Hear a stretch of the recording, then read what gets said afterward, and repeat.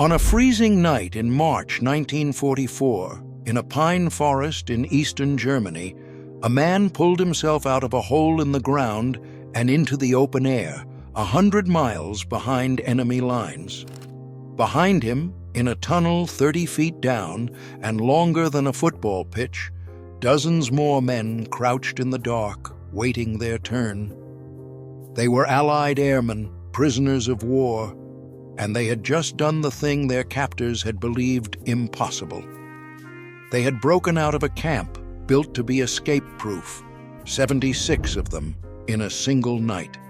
It was the largest escape of the entire war, and within a few weeks, 50 of those 76 men would be dead, not killed in the attempt, but taken out to quiet roadsides and shot on the direct order of the leader of Germany himself. This is the dark story of Stalag Luft 3 and of the escape that has been told and retold for 80 years in books and in one of the most famous war films ever made. But the film leaves out the ending. The real Great Escape was not a rollicking adventure that finished with a motorcycle leaping a fence. It was an astonishing feat of engineering and nerve by hundreds of ordinary men, and it ended in one of the coldest crimes committed against captured Allied servicemen in the whole of the Second World War. To understand how it came to that, you have to begin with a camp that was designed from the ground up to make escape impossible. If you're new here, this channel tells the stories of the places the war swallowed and the ordinary people caught inside them. If that's what you came for, a like and a subscribe genuinely help. Stalag Luft 3 was not like the camps this channel usually visits. It was not a place of gas chambers and mass graves. It was a prisoner of war camp for captured Allied airmen, mostly officers of the Royal Air Force and the Air Forces of the Commonwealth, and later the Americans. And it was run not by the SS, but by the Luftwaffe, the German Air Force. That distinction mattered. The Luftwaffe was, of all the branches of the German military, the one that most often observed the old rules of war, and airmen taken prisoner were generally treated more or less correctly, according to the Geneva Convention. There was a strange, lingering respect between airmen on both sides, a sense that they belonged to the same dangerous fraternity of the sky. What happens at the end of this story is so shocking precisely because it violated that understanding, because the men who ran the camp were not, on the whole, the men who committed the crime. There is one more thing worth understanding about these particular prisoners, because it explains why they behaved as they did. In the British and Commonwealth forces, a captured officer was considered to have a positive duty to try to escape, not merely a right, but an obligation. Escaping tied down enemy resources, gathered intelligence, and kept a man in the fight, even from behind the wire. Sitting quietly and waiting out the war was, to these men, close to a dereliction of duty. So the camp filled with officers who regarded getting out as their job, and who threw themselves at it with the same discipline and ingenuity they had once brought to flying. These were not desperate men in rags. They were educated, resourceful officers, pilots, navigators, bomb aimers, most of them young, many of them shot down over Europe on the operations that had cost them their aircraft and their freedom. They received Red Cross parcels, put on plays and concerts, ran classes, and played sport. By the standards of this war, and especially by the standards of the camps this channel usually visits, their captivity was survivable. But survivable was not the same as bearable, and boredom, pride, and the itch to be useful drove them again and again back toward the wire. The camp sat near the town of Sagan, in what was then eastern Germany and is now part of Poland, about 100 miles southeast of Berlin. And it had been placed there and built the way it was for one overriding reason.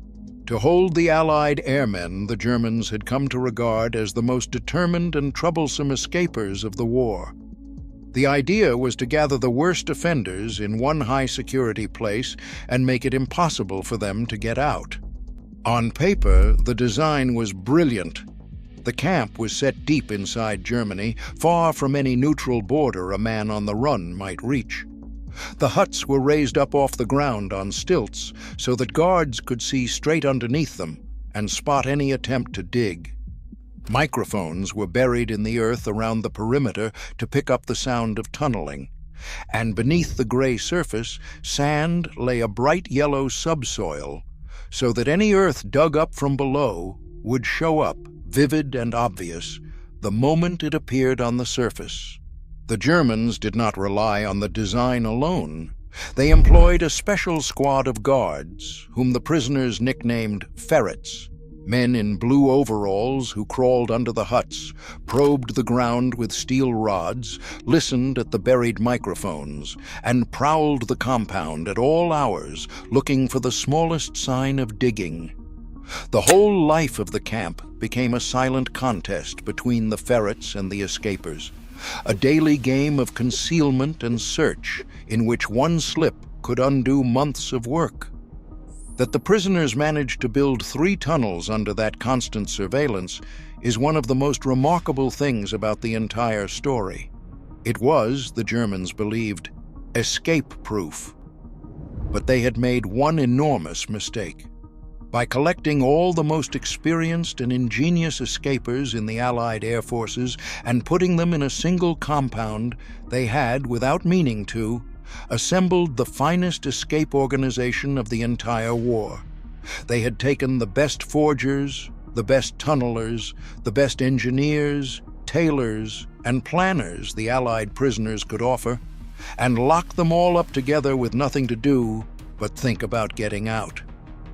Even before the Great Breakout, the camp had shown what its prisoners were capable of. Months earlier, 3 men had escaped from another part of Stalag Luft 3 using a trick worthy of an adventure novel. They built a wooden vaulting horse, of the kind used for gymnastics, and set it up each day in the same spot near the wire. While men vaulted over it for exercise above, a digger hidden inside its hollow body quietly extended a tunnel in the ground beneath. The entrance covered over and smoothed away each time the horse was carried back inside. All 3 of those men made it home. It was proof, if any were needed, that no fence and no rule could easily contain the determination gathered in this place.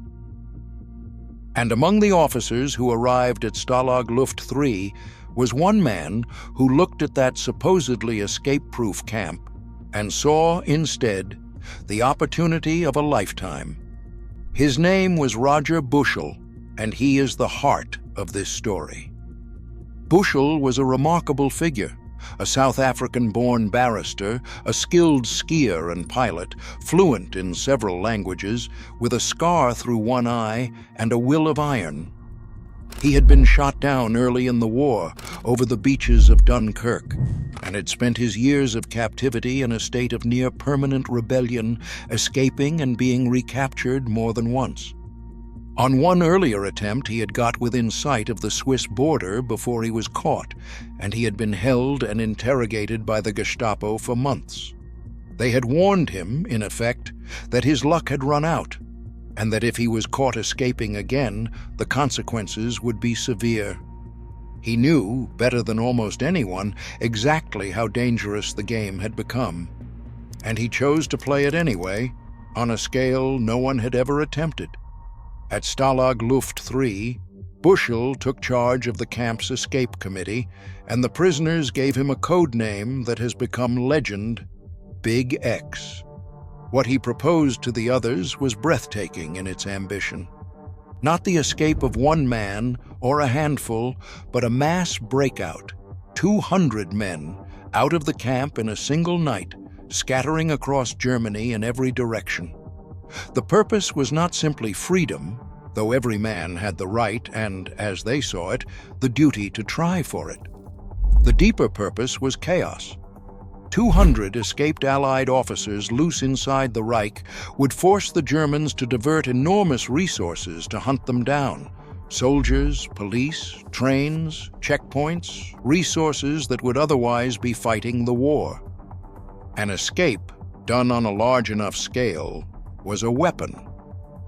What made Bushell so dangerous to his captors was not just his courage, but his organization.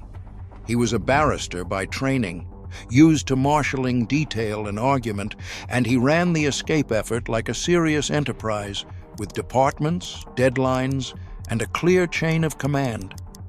He could be ruthless about security, freezing out anyone he judged careless, because he understood that lives depended on secrecy, and he carried, beneath it all, a piece of private knowledge that would have unnerved almost anyone else, that he personally had already been marked by the Gestapo, and that for him, being caught again might mean not a spell in the cooler, but death. He planned the escape anyway, and he put himself near the front of the queue to go out. To manage a plan this size, the prisoners built an organization of extraordinary discipline and secrecy. And Bushell's central idea was to dig not one tunnel, but 3 at the same time, so that if the Germans found one, the others could carry on. The 3 tunnels were given names: Tom, Dick, and Harry, and a strict rule was laid down across the whole camp. The word tunnel was never to be spoken aloud, in case a guard overheard. There was only Tom and Dick and Harry. It was the kind of detail that reveals how seriously these men took their work. They were not playing at escape. They were running a secret construction project under the noses of their guards, and they understood that a single careless word could get people killed. The tunnels themselves were engineering marvels, built with almost nothing. Because of the buried microphones, the tunnels had to go deep, around 30 feet straight down, before they could turn and run horizontally toward the trees beyond the wire. That depth created its own problems, which the prisoners solved one by one with breathtaking ingenuity. The sandy walls kept collapsing, so the men shored up the entire length of each tunnel with bedboards, the wooden slats from under their own mattresses. Thousands of them, slowly removed until the prisoners were sleeping on a handful of boards each. The air 30 feet down was thin and foul, so they built pumps, ingenious bellows made from kit bags and bed frames, and ran air lines made from empty powdered milk tins fitted together to push fresh air to the diggers at the tunnel face. They tapped into the camp's electrical supply and strung proper lighting along the tunnels. And to move men and soil quickly through the long, narrow passages, they built wooden railways with trolleys a man could lie on and be hauled along, hand over hand, on ropes. The scale of it defies belief. Harry alone would eventually run more than 100 meters underground, all of it dug by hand, with tools improvised from tins and stolen scraps of metal, all of it shored, ventilated, lit, and railed. The diggers worked in shifts, lying on their backs and stomachs in a space barely wide enough to turn in 30 feet below the surface, breathing air that had to be pumped down to them, knowing the whole passage could give way and bury them at any moment. Cave-ins were common, and men were sometimes hauled out half-suffocated by their ankles. It took a particular kind of nerve to go down there day after day, perhaps the same nerve that had made these men airmen in the first place. Then there was the problem that had defeated so many escapes before: the sand. Digging a tunnel produces an enormous volume of earth, and here that earth was the bright yellow subsoil that showed up instantly against the gray surface of the compound. Getting rid of it, without the guards noticing, was as great a challenge as the digging itself. The solution was one of the most famous improvisations of the war. The prisoners made long, thin bags out of trouser legs and socks, filled them with the yellow sand, and hung them inside their trousers, held shut by a pin on a string. Then they would stroll out into the compound, tug the string, and let the sand trickle out down their legs as they walked, treading it discreetly into the ground. The men who did this became known as penguins for their careful, waddling walk, and there were hundreds of them. Between them, they dispersed many tons of sand in plain sight, day after day, month after month. Discovery was a constant danger, and the prisoners lived with it every hour. A ferret might drop into a hut unannounced. A search might turn up a hidden map or a scrap of forged paper. A penguin might be spotted trailing yellow sand across the ground. So each department worked behind a screen of lookouts, a system of signals passed quietly from man to man, a book closed, a cap removed, a word spoken, to warn the workers to freeze, to hide the trapdoor, to become, in an instant, a hut full of men innocently playing cards. For the better part of a year in Harry's case, they kept that up without the tunnel ever being found. But digging was only half of what it would take to get 200 men across wartime Germany and home. Because a man who climbs out of a tunnel into enemy territory needs more than freedom. He needs to survive the journey, and that meant papers, clothes, maps, money, and a plan. So the escape organization built, inside the camp, an entire secret industry to manufacture all of it. There was a forgery department led by an officer with a team of dozens who reproduced by hand the identity cards, travel passes, and official documents a traveler in Germany would be asked to show, copying every stamp, every signature, every watermark, working with pens and brushes and homemade inks until their eyes gave out, because a single flawed document could send a man to his death.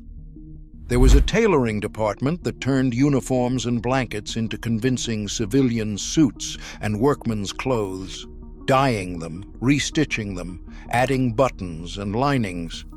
There was a team that drew hundreds of maps of the escape routes, and another that made compasses out of melted-down gramophone records with magnetized needles and little glass tops, each one stamped with grim humor, "Made in Stalag Luft 3. The quality of the work was astonishing. The forged documents were good enough to pass inspection by German officials. The forgers studied real passes, copied or borrowed from bribed guards, and reproduced them so faithfully, every stamp, every signature, every fold, that a man could hand one over at a checkpoint and be waved through. None of this could have happened without a steady supply of forbidden materials, and so the prisoners ran a quiet campaign to corrupt their own guards, befriending them, flattering them, trading chocolate and cigarettes from Red Cross parcels for a pencil here, a document there, a piece of information, until a guard had given away just enough to be blackmailed into giving more. Nearly the whole camp was involved in one way or another. Hundreds of men, each with a small task, all of it coordinated in secret and hidden from the daily searches. It was a civilization of ingenuity, built for a single purpose inside a prison. And by the early spring of 1944, after months of setbacks, the tunnel called Tom had been discovered by the guards the previous autumn, and Dick had been quietly abandoned and used to store sand. The third tunnel, Harry, was finished.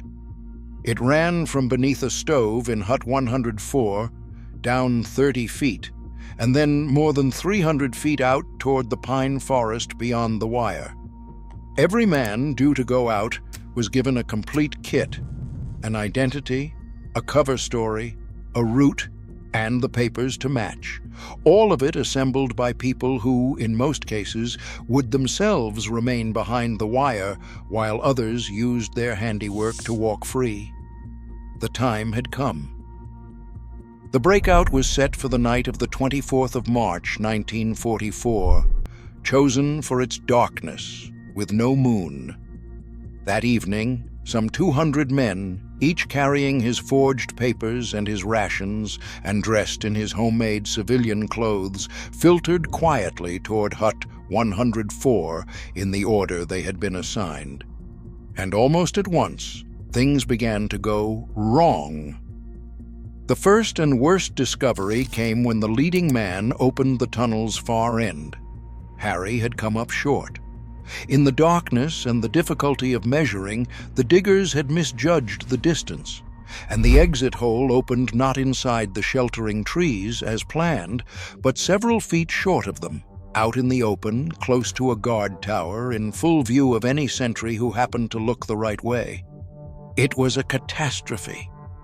Instead of men slipping unseen into the forest, each escaper now had to wait, crawl out into the open during the gaps between the guards' movements, and dash for the tree line one at a time on a signal. The careful timing that was meant to send men out at a steady rate collapsed. Everything slowed to a crawl. Then the difficulties multiplied.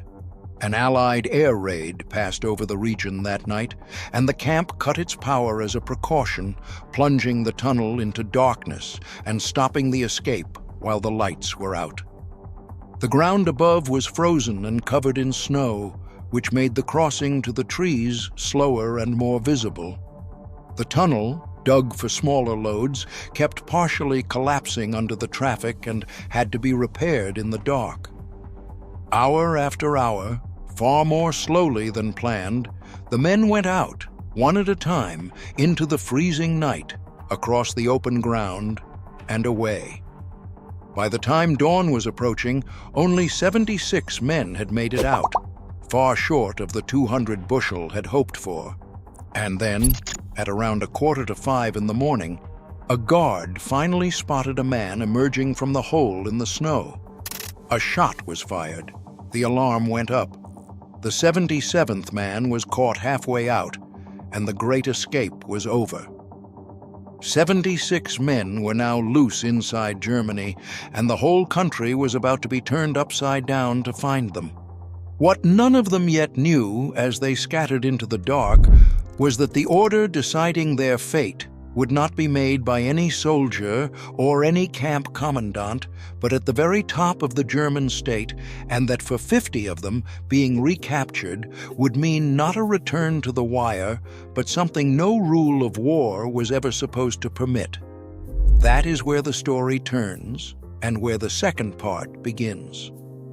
In the first part of this story, we went inside Stalag Luft 3, the German camp near Sagan that was built to be escape-proof, and that instead gathered together the finest escape organization of the entire war. We met Roger Bushell, the barrister pilot the prisoners called Big X, and we watched hundreds of Allied airmen build a secret world beneath their own prison.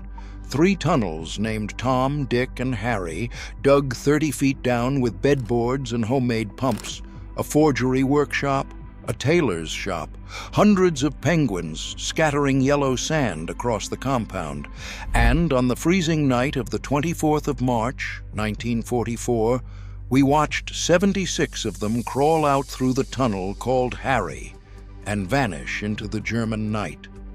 Now comes the part the famous film never really told. This is the second part of the dark story of Stalag Luft 3, and of what was done to the men who were caught. If you're finding this story as hard to shake as we did while researching it, take a moment to subscribe.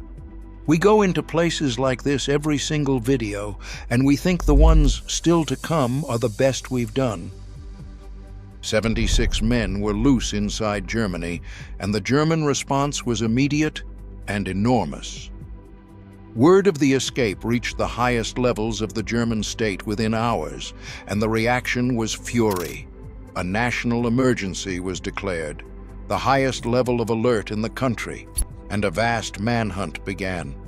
By some estimates, tens of thousands of Germans, perhaps far more, were pulled from their duties to search for the escapers. Regular troops, police, secret police, home guard units, even boys from the youth organizations, all combing the roads and railways and countryside. In that sense, Bushell's plan worked exactly as intended. 76 men had thrown a whole region of the Reich into chaos and tied down resources far out of proportion to their numbers. That was the paradox at the center of the whole enterprise. Measured in escapers who actually reached home, the Great Escape was a failure, 3 men out of 76. But measured the way Bushell had always intended it to be measured, it was a striking success. For weeks, an entire region of a country fighting for its life was forced to turn inward and hunt for a handful of unarmed airmen, its soldiers and police and trains bent to the task. The escape had done real damage without a shot being fired in anger, which is exactly what a weapon is meant to do. But for the escapers themselves, the odds were long. They had split up as planned and scattered across the country, some heading north for the coast and the hope of a boat to neutral Sweden, some for the long route south toward Switzerland or Spain, some simply trying to put distance between themselves and the camp before the light came. They were cold, exhausted, and horribly conspicuous. Foreigners in wartime Germany, many with only schoolroom German, carrying forged papers that would not survive a determined interrogation. A few traveled boldly by train, hiding in plain sight among ordinary passengers. But the whole country was now looking for them, and one by one they were stopped at checkpoints and stations and rounded up. In the end, of the 76, only 3 made it to freedom, what the prisoners called a home run. 2 of them were Norwegians, who made their way north and got aboard a ship to neutral Sweden. The 3rd was a Dutch officer who traveled the length of occupied Europe and reached the British territory of Gibraltar. 3 men out of 76 reached safety. The 3 who made it did so through a mixture of nerve, luck, and language. The 2 Norwegians, helped by their own tongue and their knowledge of ships, worked their way to a Baltic port and got aboard a vessel bound for neutral Sweden. The Dutch officer spoke several languages and simply kept moving, south and west, across a whole continent under occupation, from Germany into France, over the mountains into Spain, and at last to Gibraltar and safety. Their journeys took weeks. For every one of them, a dozen others were caught in the first days, undone by a checkpoint, a wrong word, a single suspicious glance, and taken back into custody. 73 were recaptured, and it is what happened to those recaptured men that turns this story from a tale of daring into something much darker. When the news of the mass escape reached the leader of Germany, he was seized with rage, and he gave an order that broke the most basic laws of war. He demanded that the recaptured officers be shot. This was not a threat or a bluff. It was a direct instruction to murder unarmed prisoners of war, men who under every convention of warfare were entitled to be returned to captivity. Some of his own senior commanders were uneasy, and not out of mercy so much as calculation, they warned that shooting all the recaptured men would be so blatant a crime that it could never be explained away, and might invite reprisals against German prisoners in Allied hands. So the order was modified. Not all of the recaptured men would be killed. 50 of them would. The way that order was passed down is itself revealing. The instruction to murder the men did not come from the camp or from the Air Force officers who held them. It traveled through the machinery of the secret police and the security service, from the very top of the regime, down through the head of the Gestapo, to an official put in charge of choosing exactly which 50 of the recaptured men would die. Their files were gathered. Their names were selected and passed to the local police units holding them. The killing of 50 prisoners of war was organized, in other words, like a piece of paperwork, with memos and lists and a chain of signatures, each man passing the decision along until it reached the people who would carry it out. What followed was cold and methodical, and it was done not by the Luftwaffe officers who ran the camp, but by the Gestapo. 50 of the recaptured airmen were taken from the jails where they were being held, and over the following days they were driven away in ones and twos, supposedly to be returned to Stalag Luft 3. Along the way, on isolated stretches of road, the cars would stop, and the men would be told they could get out and stretch their legs, and there, in the cold, away from any witness, they were killed. Every official report told the same lie, that the prisoner had been shot while trying to escape. In truth, they had been unarmed, in custody, and defenseless. It was murder, planned in advance and dressed up as something else. In at least one case, a man's death certificate was typed out days before he was actually killed. The pattern was almost always the same. 2 or 3 plain cars would collect a man, or a pair of men, from a police cell, carrying papers that ordered their transfer back to the camp. They would drive out into open country. They would stop for fuel, the prisoners were told, or to let them stretch their legs, and in that unguarded moment, on the verge of a quiet road, it was done. Afterwards, the bodies were cremated, and in a final chilling stroke of bureaucracy, the urns of ashes were sent back to Stalag Luft 3, each one labeled with a name and the town where the man had supposedly been shot while escaping. The killers returned the evidence of their crime to the doorstep of the very men they had stolen it from. Among the 50 was Roger Bushell, Big X, the man who had planned it all. He and his escape partner had been among the very first to be recaptured, and he was among those the Gestapo chose to die. The 50 were not only British. They came from all over the Allied world: Canadians, Australians, New Zealanders, South Africans, Poles, Norwegians, and men of several other nations who had ended up flying for the Allied cause and now died on a German roadside for it. They were pilots and navigators and gunners, most of them young, all of them a very long way from home. And they had one more thing in common, the thing that turned their deaths into a crime. Every one of them had been killed while unarmed and in custody, defenseless, after they had already been caught. Back at the camp, the prisoners did not know, at first, what had happened to their friends.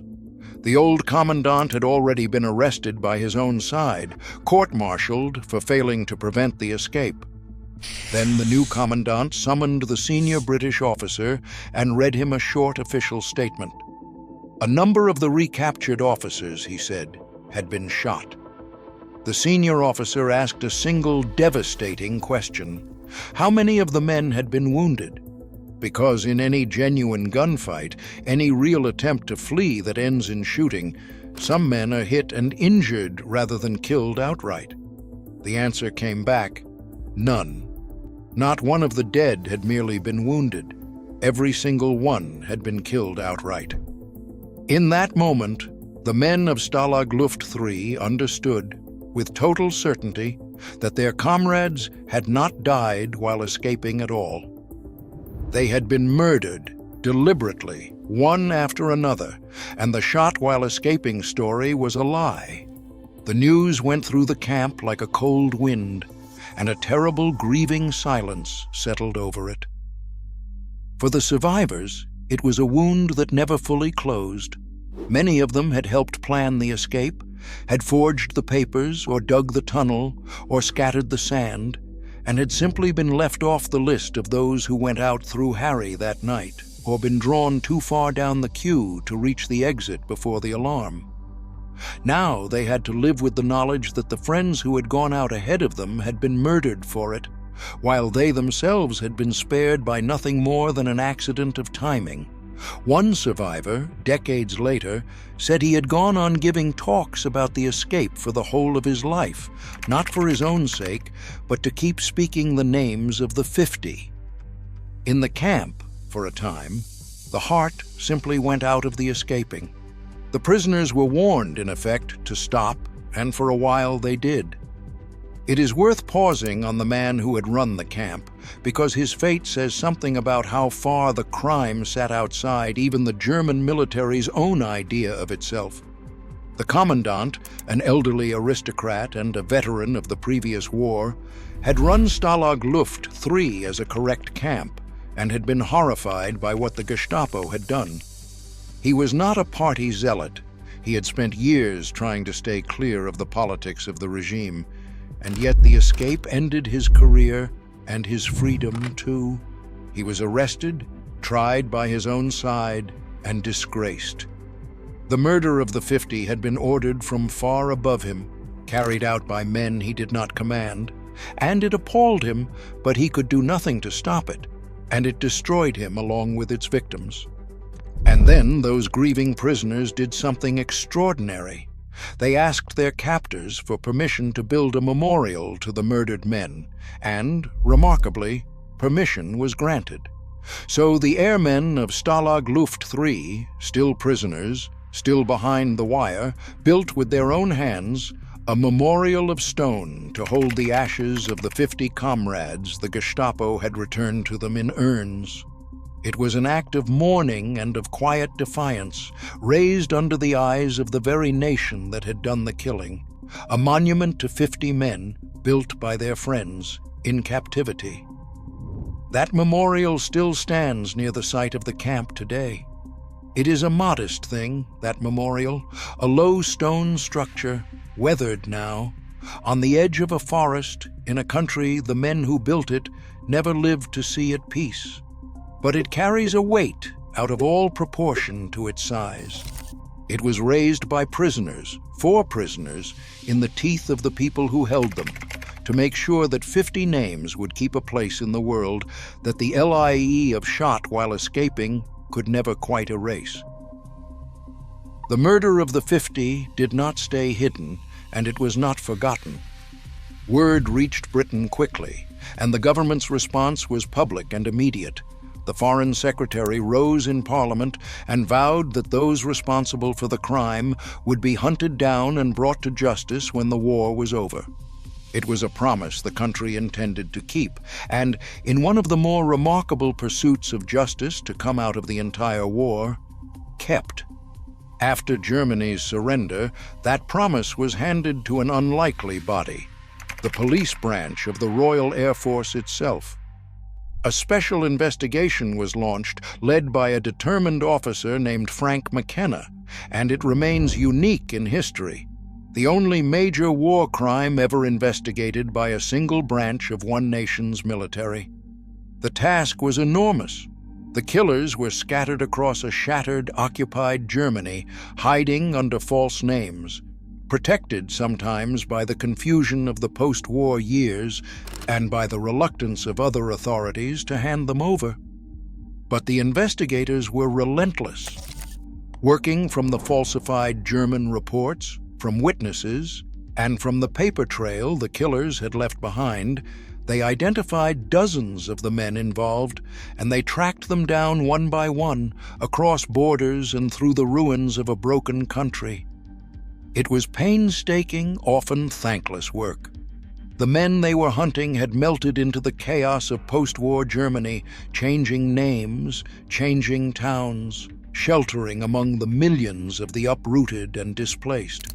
Some were being held by other Allied authorities who were slow or unwilling to give them up, because the same men were thought useful for other purposes. The investigators followed cold trails across the occupation zones, matching a signature on a falsified report to a face to an alias to an address. They gathered confessions and cross-checked them against one another, slowly, out of a crime that its perpetrators had designed to leave no trace. They built a case solid enough to bring the killers into a courtroom. The first great trial came in the summer of 1947 in a courtroom in Hamburg, where 18 former members of the Gestapo and the German police stood accused of the murders of the 50. They pleaded not guilty. The evidence said otherwise. After a trial lasting 50 days, the verdicts came down, and a large number of the accused were condemned to death. In early 1948, more than a dozen of them were hanged. Further trials followed over the years, and in the end, roughly 20 of the men responsible for the killing of the 50 were executed for it, with others sent to prison. It was not a complete reckoning. Some of the guilty had already died, or vanished, or found protection, but it was a real one, and it was pursued with a doggedness that few war crimes ever received. The men who murdered the 50 had counted on getting away with it. Most of them did not.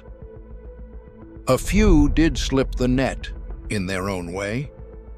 The official who had drawn up the list of 50 to die had himself been put to death before the war even ended, not for this crime, but by his own regime, for his part in a plot against its leadership. The head of the Gestapo, who had passed the order down the chain, simply vanished in the last chaotic days of the war and was never found. But these were the exceptions.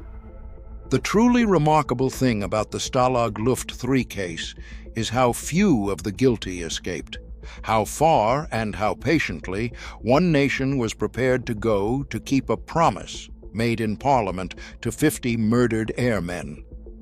The crime was so notorious that it surfaced even at the great international tribunal at Nuremberg, where the murder of the 50 was raised as evidence against the most senior surviving leaders of the regime.